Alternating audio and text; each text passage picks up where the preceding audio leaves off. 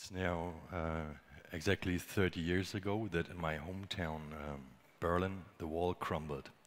And I was a child, and I didn't know back then that I never again will see something so radical, so peaceful. But I also didn't care, because I was a child, and for me, it was just the turning wave of magic pouring into my child's life. One magic was this machine here. I see that it's a dead box and that there is no life within. And still it gave me video games and little characters that run around and seem like they make decisions. It seemed like life. And that is a forbidden magic, that one entity becomes another entity, just like a dead object cannot become alive. A tree cannot become a dog. So this is one magic, it's a travesty. And on the other hand, I fell in love with robot dancing because it was the opposite magic. It promised me that it's possible for humans to become magical. So as a computer scientist, I studied human-computer interaction and founded the studio Waltz, Binaire. And as a dancer, I danced so much on the streets of Berlin that people asked me to come over and do it at the club for free drinks, and that was my first business. I then expanded and traveled all over the world, did the same, just robot dancing. Then the theaters came around and said, could you do it on the big stage? And all of a sudden my crowd was sitting, and the term went away from street dance to artist. And then, yeah, the Hollywood guys called because they were in search for a bad guy that looks like a German and can dance. So I was the only one and got that job. So the problem is yet that I always failed, because dancers don't want to be good dancers. That's not the idea. Just like actors don't want to be good actors, pretenders, liars, pretending to someone. No, they want to become someone else. That is the idea, the magic, the impossible thing that an actor is thriving for. Just like a ballet dancer does not want to convey that she jumps higher than you. Well, she was not eating for the last 20 years while practicing 6 hours a day. Of course she jumps higher than you. But what she dreams of is that she has no weight. And then she flies. And this is what she's aiming for every night. You know, what does a robot dancer dream of? So a robot dancer basically imagines that his skin pulls off, and then all of a sudden you see that all blood is electronic signals, and that my bones are made out of metal, and every muscle is just an engine. This is what we dream of. Then we act in space, and we hope that you for a second think, well, could this be? And then we all believe it real quick, and this would be true magic. But I always failed, and this is not my fault, it's yours. It's because you're incredible observers and scientists since you were little children. So when children see for the first time a robot dancer on the street, they always act the same way, going through the same 3 phases. So this right here is the first phase. It's the most beautiful and the most... Oh, I'm a robot. So it's the most beautiful and most purest form of sensation. It's just pure magic. They believe this thing is real. But that excites them so much that they can't live for too long with it. They have to leave this phase because it just drives them crazy. And the second phase is this one. It's curiosity. Now, in curiosity phase, it's the meanest of all, because somehow they try to deconstruct what they just fell in love with. So first of all, they always start with the same thing, waving their hand.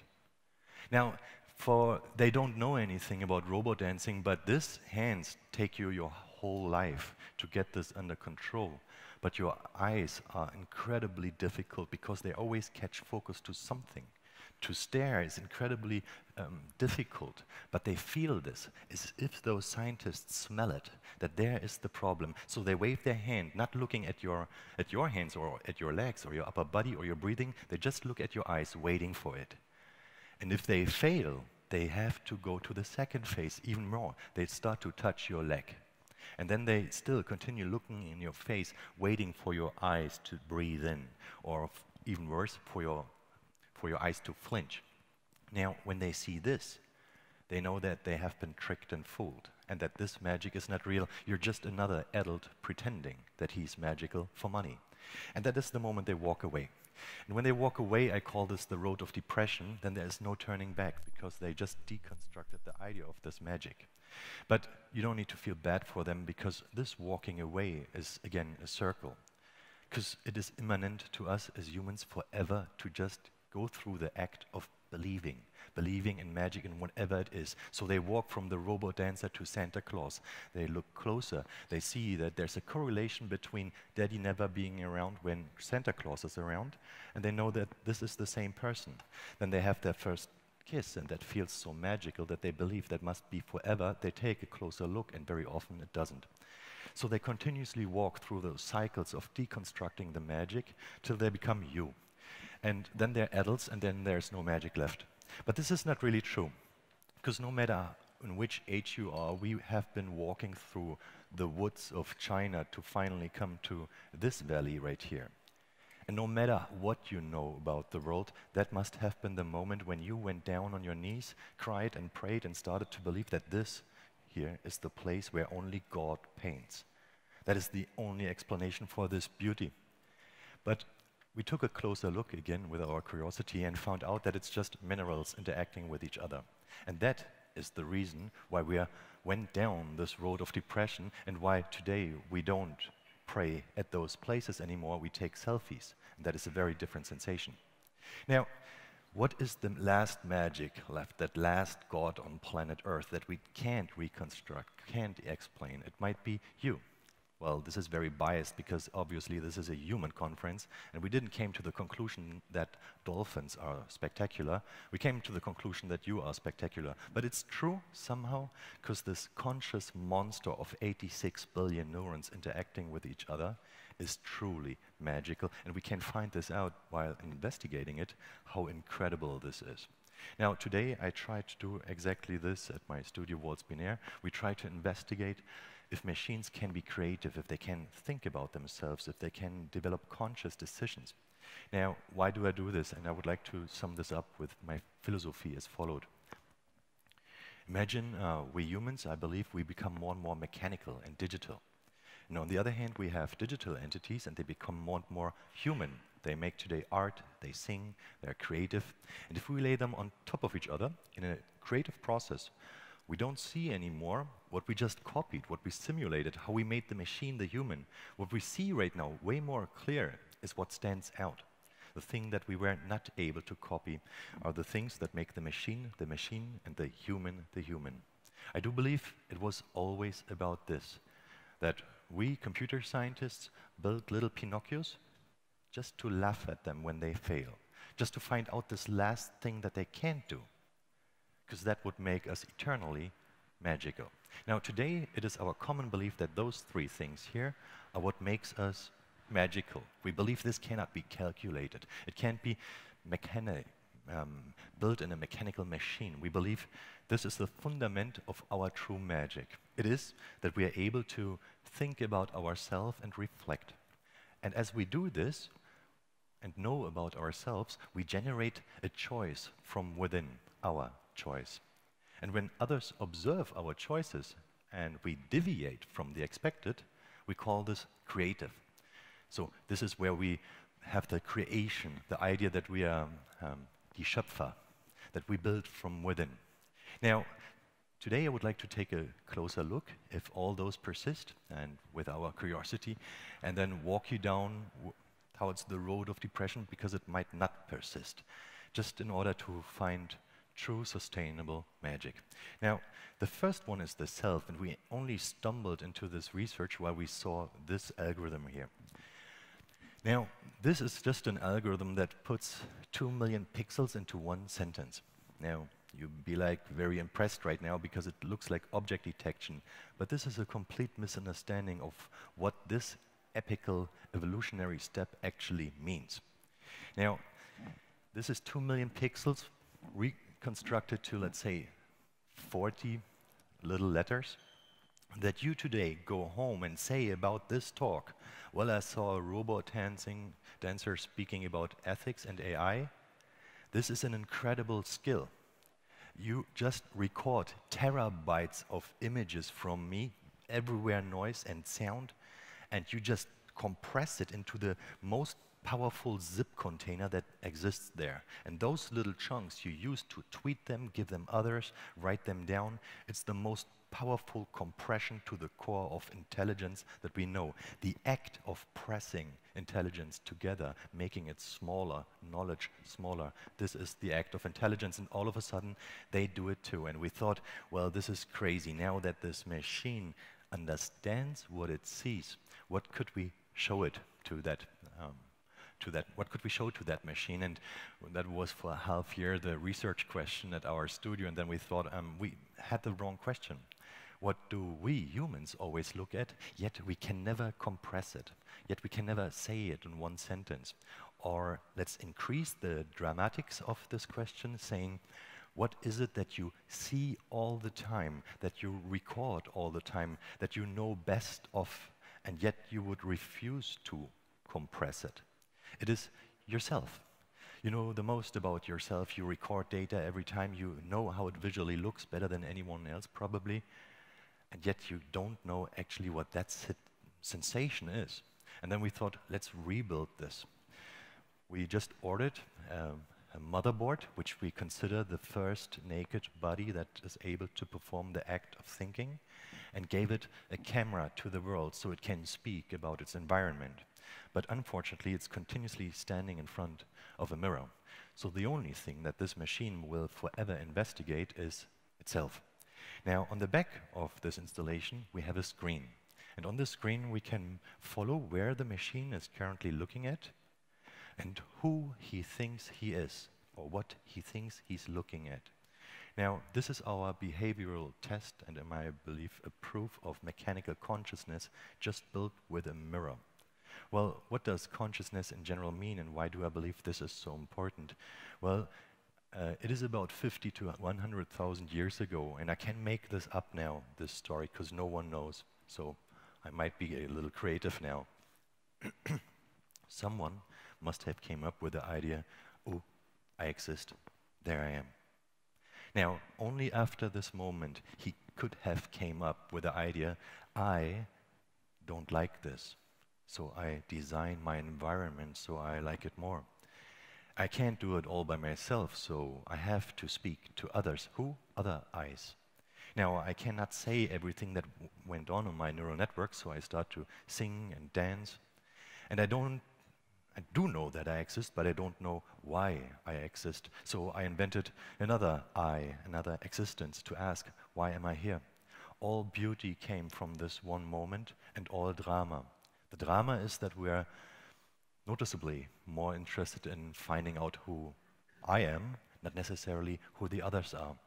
The bias is weaved in our own system, just being incredibly interested in ourselves, not always into the others.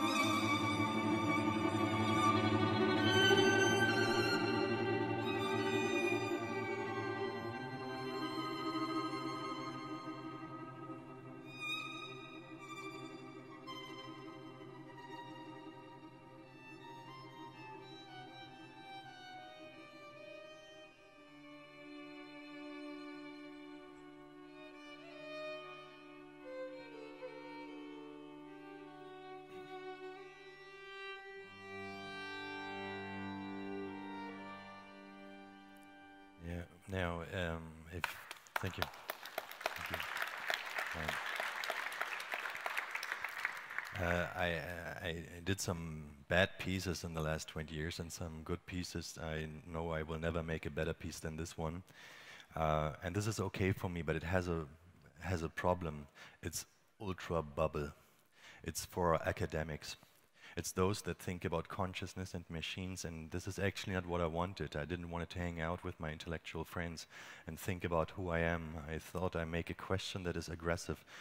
But then I thought, let's be a little bit more aggressive, and that is choice, because the choice is ultimately important to us. Now, in general, between humans, the only way to appreciate if someone tells you that he or she loves you is it's only interesting if they had a choice in the first place to pick someone else and still chose you. Now, that is the value, it's not the love, it's the choice. Well, in a democratic country, we have this belief that each individual is allowed to create this intimate circle where he generates his own decisions, where he generates its own choice. When we go to vote, we measure what they generate. It is our holiest institution and idea of decision-making. Now, in a company, you're only paid because we don't know what you choose to do next. If we would know and predict what you're going to do next, then you're not making money. Now, the thing is, if I could predict what you do next, let's say which plastic glove you pick, then that would mean that you don't have this intimate circle where you generate decisions. It would mean that I can read it from the outside, and your own generation doesn't make sense because you're not thinking or choosing.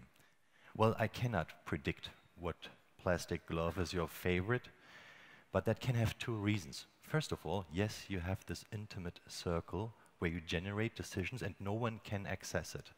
Or second, I'm just very bad observer. I'm just not very good at looking at you. So let's take a look at humans' ability to predict. So take a look at this sequence right here and try to predict what happens next. And if you think this is what happens next, you're absolutely right. But let's take a look at this sequence here.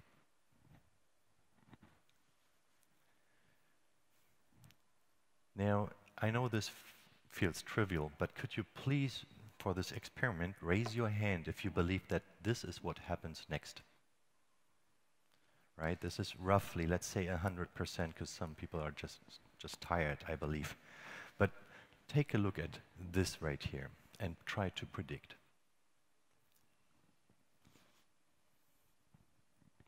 Now, is anyone here that wants to predict? We just outperformed 100% of humans in one step. You say that is completely unfair because it got so much more complicated, right? No, it didn't.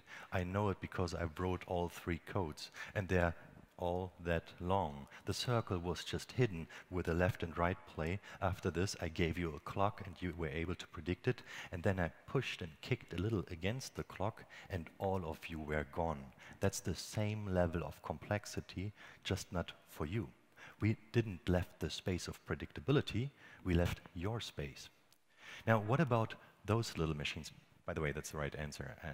I coded it and I don't know the right answer. So this right here, what about these little machines? Do you believe they have a conscious decision that they say, tomorrow I go left and next day I go right and then on Sunday I don't move at all? I do believe they have no choice. They're machines and they follow a certain input and output agenda. But what about this most complex organism that we know? Do you think it is possible to predict what he's going to do next? I think yes, and this is what he says in Modern Times. If you try to keep up with a machine, you reduce the complexity of your behavior, and then you will be swallowed by the machine. And this is why I believe it is absolutely possible to predict what happens next to him. So this is what our new piece is about. It's called 5 seconds. It's a mirror that you stand in front of and you basically see yourself. But it's a mirror with a camera on top of it and a couple of neural networks inside that continuously learn about you. And you don't see yourself, what you do, you see what you're going to do in 5 seconds. So it basically predicts what you are going to look like in 5 seconds. Now you say this is completely impossible because I can always do the opposite in 5 seconds. Yes, That's right, you can. Then you just changed the future. No, but let's be real. Well, let's be real with this. You can, and this is scientifically this is very difficult. But the art part helps us. You help us a lot. Yes, you could do something else, that the thing that gets predicted, but you won't because you have no time. Now this will work like this. I will install it somewhere because it needs to be trained, and I will brush my teeth every day exactly at this place, and after 3 months of complete blurriness, because the machine doesn't make a decision, it will get sharp. And I just raise my toothbrush and it will be already in my mouth. I will be like, whoa, I just got predicted. And I don't like this feeling, so I make a little joke. Whoa, the machine blurs out. It has never seen this again. So next day I try to brush my teeth. I see I get predicted. I raise my hand, but they're already up there. So I have to make a second joke. I do, wow, it blurs out. And then on the 4th day, the latest, comes the sensation. I don't care anymore.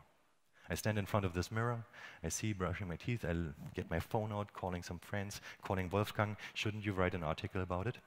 It's really cool, you have to see it, making some selfies. I have no time because of digitization for this project.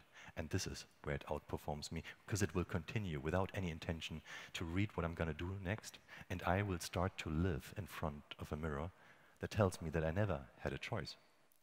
Now, what about creativity? Well, I speak a lot about philosophy because actually we work with AI and creative decisions in our studio. We work commercially, and myself is not very complicated. I just like that people somehow pay me every now and then for my creative work. If they don't, I have a lot of time to think about myself. And this is why we consider philosophy right now a big part, and ethics, a big part of our work, because we are interested in the future of creative businesses and if we will be there. Now, the biggest threat to digital design is this technology right here. It's called GAN. And those technologies give you the sensation of a deep fake Obama. But this is a digital pixel sensation that is able to translate an alternative version of Obama into pixels. Well, if that is possible, then this is also possible for graphics, right? And this works like this. And it's important to understand this because a lot of people think it's just data, and it's the opposite. It's intelligence. And it works like this. We have a teacher AI and a student AI, and they compete with each other. Now, only the teacher gets to see data, let's say human faces, 1 million, and then asks the student, could you also show me an image? And he comes up with this, completely random. Now then the student makes a little trick. He pushes this image into the data set and says to the teacher, find my image if it's so bad. The teacher directly finds it because it looks so different, and then the student knows, well, I have to try again.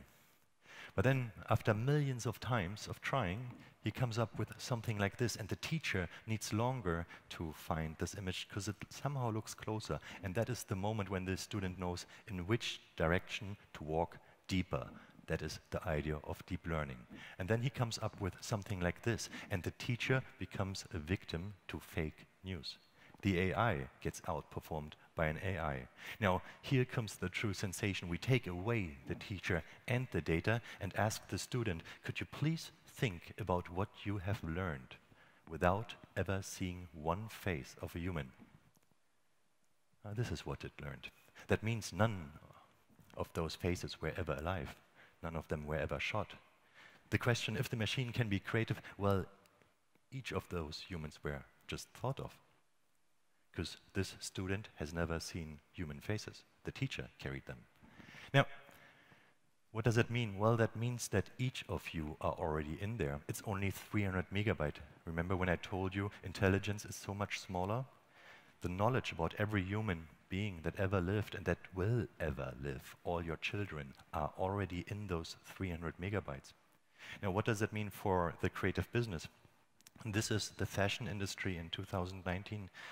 This here is a model that was never alive, wearing a design that was never designed, shot by no photographer. It's not needed anymore, 30 times a second. Now, a lot of people say, well, real photography is still much better. Well, this is a 50,000 euro shot per day that is flooded into the creative business society. That will not be. Why? Because it doesn't need to be better than a photographer. It just doesn't need to be 50,000 euro worth. Now, why is no one doing space? Well, space is a different beast. 3 dimensions is 1 dimension harder than 2 dimensions, and it works like this. We have 1,000 pixels and 1,000 pixels. This is 1 million decisions that an AI has to make in order to give you such an image. If we add another dimension, we have 1,000 more. That means 1,000 times harder. But we found in our studio a little trick, actually, to press the 3rd dimension together and then show it to the AI and then blow it up again. And we did so by showing it human bodies, because we didn't want it those 2D faces morphing from one face to another. We wanted to see human bodies, actually. We wanted to see the student AI thinking of human bodies. Now, after 2 days, it looked like this, and we were incredibly happy. Well, we were happy because noise and senselessness looks very different. It looked as if the machine caught up something that made sense to itself. And then we thought maybe we should invest 2 more days and see what the student thinks of the student AI that has never seen a human body, nor a sequence of motions.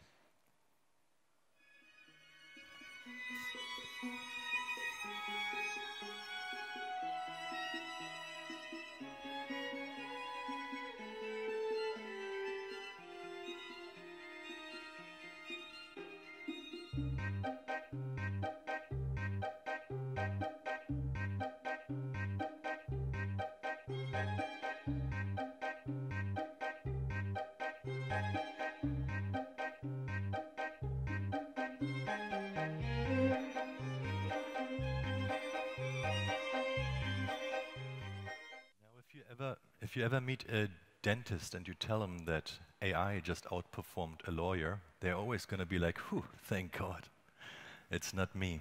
Well, and you probably now thought, well, this is quite nice dancing for a machine that never saw a human body. Thank God I didn't become a contemporary choreographer.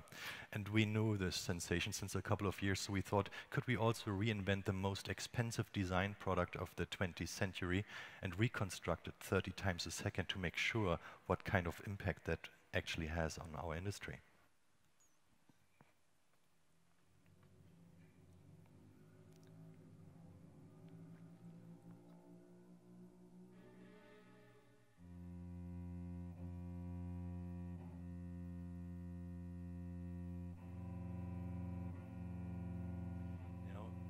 Now what looks here like a computer animation is a blind student AI trying to touch space, trying to understand what we have done in the last 100 years. Never seeing one car.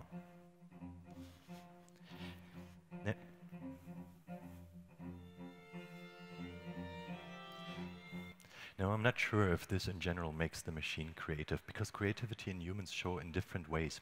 For instance, when they follow a metric, then this is often called design. And this metric can be measured and shown to any neural network, and then they outperform you. But what is very sensational are the things that you often do and you don't appreciate. For instance, all those things that don't follow a metric. For instance, when you whistle while walking down the street, or you dance when no one is watching. This is completely irrelevant to you, but if you would be an AI or a coder, a scientist, you would go completely mad about that sensation, because I wouldn't even know how to write the first line. There is no fitness function. There is no target. Why are you actually doing this? This why cannot be coded. However, this might be how the road of depression feels like, because who cares if you are able to think about yourself if the choices you make are predictable and not very creative? There is just no contribution in this anymore. But we probably found a little hint, and I promise you this is also the lowest part of depression, in another network. And we wanted to teach this network actually how children paint. Now, this was super spectacular because we could build an augmented reality app that we point towards the street and we see cars passing by. But in this app, they become fishes, an access to complete surreal visual worlds created by child imagination, an imagination that we have lost. So we started to scrape as many images from the internet of children paintings and taught this to a machine. And then asked this machine, could you please redraw this architecture here? And this is how it looks. You remember this blurred mirror? every implemented artificial intelligence network is supposed to make a decision. What is the decision of colors this machine made here? Rainbow. And rainbow means the absence of any decision. Everything is equal here. It can't understand how children draw and compress it into this zip container. Same with here and same with there. And this, in my opinion, says a lot about us, because we don't outperform humans. We outperform certain sensations of humans, especially when they optimize themselves, they reduce to machines. Because how is it possible that we are able to outperform Pablo Picasso 30 times a second with a 3-year-old AI, but not this artist? Well, let's take a look at the data again. What is their favorite subject? Everything. What is their favorite color? Every color. And what is their favorite spacing? Every spacing. We then ask the machine, what will it draw next? And says, well, everything. Now, what does it mean concerning the mirror that continuously predicts what we're going to do? I think Charlie Chaplin knew it best already 100 years ago. We have to enrich the diversity of our behavior again, and then we will ask the machine, what is Charlie Chaplin going to do next? And it will say, well, everything. Now, what does that mean concerning the mirror, this machine that stands in front of the mirror and is now speaking about itself? I'm most of the time asked, when will this machine ever understand who it is? And I think this is the completely wrong question, because when will we? And who cares? It's just a motherboard. Well, we didn't design for 2 years this object, this motherboard, just to place it in the most expensive crematorium in the world in Berlin, and then ask our friends from the Balanescu Quartet to play Mother for us, simply to witness the pathetic moment when the machine comes up with the idea, well, I'm just a bunch of electronics sitting on a table. Well, this mirror was never built for this machine. It's a mirror that was always built for us. But very often when we look into this mirror, we don't necessarily like what we see. Today, I believe we see that we are the biased machines, the artificial intelligence. We are the humans dancing the robot. But we could use this technology and ideas and concepts just like 1 billion. It's their responsibility to show, without show boosting and sensations, us this mirror as honest as possible, because then we could do what we always did successfully, move on to new magic. Thank you very much.